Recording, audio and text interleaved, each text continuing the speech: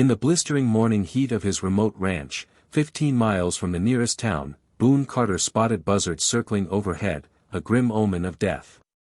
Urging his horse closer, he discovered something far worse than death, a girl, barely 16, strung up on a crude wooden cross in the middle of his pasture.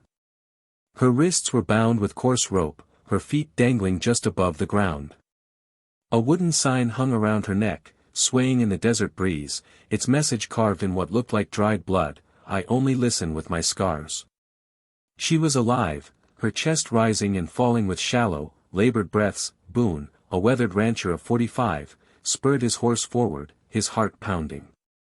In all his years on this unforgiving land, he'd seen violence, coyotes tearing into livestock, men settling scores with fists or bullets, but this was different. This was cruelty beyond comprehension. The girl's clothes were torn, her dark hair matted with dust and sweat. Her arms bore a lattice of scars, old and deliberate, telling a story of suffering that stretched far beyond this moment. As he dismounted and approached, her head turned, and her eyes, alert, intelligent, but brimming with terror, locked onto his. They pierced him, stirring a rage he hadn't felt in years. That he reached for the sign, his hands trembling with fury at whoever had done this. The carved words confirmed a sickening truth: someone had tortured this girl, believing her pain was a language she understood. Boone drew his knife and cut the ropes, catching her frail, trembling body as she collapsed. She was light as a child, her frame racked by dehydration and exhaustion. He tried to speak, to ask who had done this, but she only stared at his lips, her gaze intense yet silent. Then it clicked, she was deaf. The sign's message took on a horrifying clarity: her tormentors believed she could only hear through her scars. Carrying her carefully to his horse, Boone glanced back at the cross, a grotesque monument to human cruelty. Fresh wagon tracks caught his eye, deep ruts leading away from his property toward town. Whoever did this had chosen his land deliberately, and they were only hours ahead. What he didn't yet know was that those tracks would lead him into the darkest secret his town had hidden for years. Inside his modest ranch house, the girl sat at his kitchen table, wrapped in an old blanket, still shaking. Boone offered water, which she drank greedily, and bread, which she devoured like she hadn't eaten in days. Each time he tried to communicate, she watched his lips with fierce concentration, then shook her head in frustration. Lip reading was beyond her, or he wasn't clear enough. Then she did something that stopped him cold. She rolled up her sleeves, revealing dozens of scars, deliberate, precise marks, some forming letters, others symbols. Her skin was a canvas of pain, messages carved over months, perhaps years. Pointing to a fresh scar on her forearm, then to her ear, she seemed to confirm the sign's twisted meaning: someone had hurt her to make her listen. Before Boone could process this, the sound of hooves, multiple riders, approaching fast, shattered the silence. From the window, he saw 6 men on horseback, led by Sheriff Dalton Keene, a man he'd never trusted. With him were Reverend Marcus Webb, the town's preacher, and Dr. Edmund Fry, the only doctor for miles. Their presence together, armed and purposeful, raised alarms. The girl, sensing danger, stood, panic flashing across her face. She pointed at the riders, then slashed a finger across her throat. She knew these men, and she feared them. Boone grabbed his rifle from above the fireplace. Whatever was happening, these men were tied to the girl's torment. Sheriff Keene's knock was heavy, demanding compliance. Boone opened the door, rifle visible. Keene's eyes scanned past him, searching the house. "Morning, Boone," Keene said, his voice smooth but cold. "We're looking for a girl who might have wandered onto your property. Dangerous. Unstable." Dr. Fry nodded gravely. "She escaped my care. She's disturbed, violent. We need to bring her back for everyone's safety." Reverend Webb stepped forward, his face a mask of false concern. "The poor child is afflicted, Boone. God marked her with deafness as punishment for her sins. We've been helping her understand His will." The pieces clicked into place, each one uglier than the last. These men, a sheriff, a doctor, a preacher, had been torturing this girl, convincing the town her deafness was a curse, her scars a twisted form of salvation. Boone stepped outside, closing the door to shield her, his rifle ready. "Haven't seen anyone," he said, his voice steady, eyes locked on Keene. The sheriff's jaw tightened. "We know she came this way. We tracked her wagon to your property line." "Her wagon?" Boone's blood ran cold. "Thought you said she escaped." Dr. Fry shifted in his saddle. "She stole a wagon during her escape." It was a lie, and they all knew it. Reverend Webb leaned forward, his voice dripping with sanctimony. "She's dangerous, Boone. She doesn't know right from wrong. The Lord has given us signs through her affliction. Her scars teach her to listen to His word. By carving into her skin." Boone's grip tightened on his rifle, the silence was heavy. The men exchanged glances, realizing Boone had seen too much. Keene's hand drifted toward his gun. "This girl's cursed.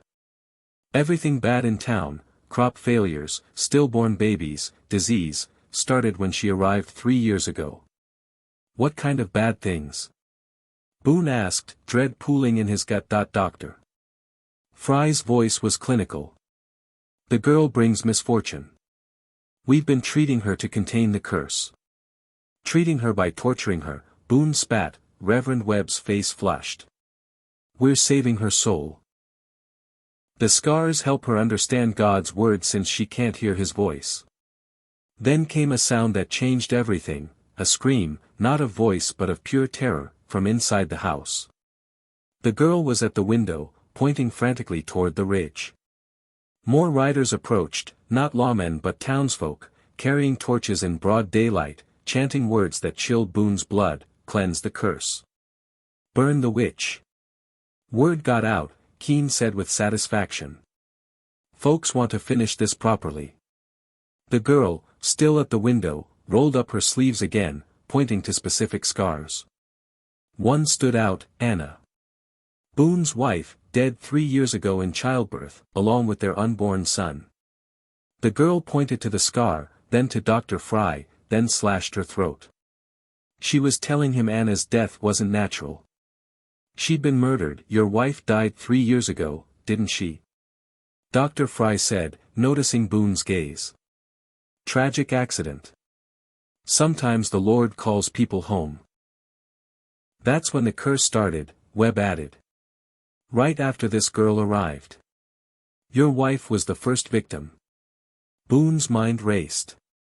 Anna died the same time the girl arrived. Her name was carved into the girl's arm, a desperate record of truth. The mob drew closer, led by Mayor Langston, their chants growing louder. Keene stepped toward the door. "Step aside, Boone. The town's getting their justice." But the girl was pointing to another scar, numbers, a date. The date Anna died. She'd witnessed it, and they'd tortured her to keep her silent. Boone realized the horrific truth. Anna hadn't died in childbirth. She'd been murdered because she'd uncovered something tied to Dr. Fry. The girl gestured again, pointing to a scar of a bag with a $sign, then to her belly, then to Fry. Anna's death was about money and pregnancy.